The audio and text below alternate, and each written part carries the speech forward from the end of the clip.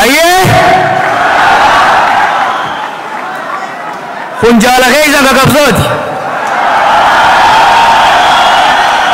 kompiitaraan bara Oromoo First bitee OMN ittiin jaarree odeeffannoo keessa hunda ittiin dabarsaa turedha.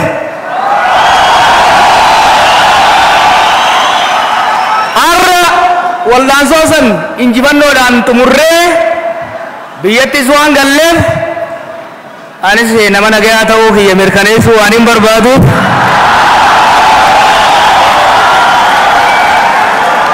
taankii kiyya kana akka mallattoo nagayaa obbolummaa fi oromummaatitti pirezidantii keenyatti dabarsee kan nun barbaada.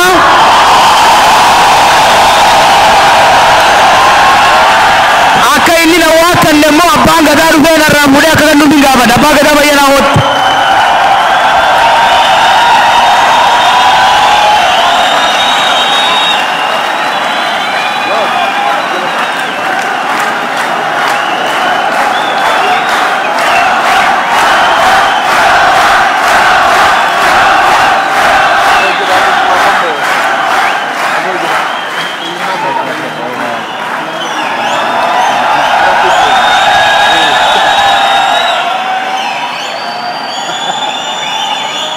Tanki Arara.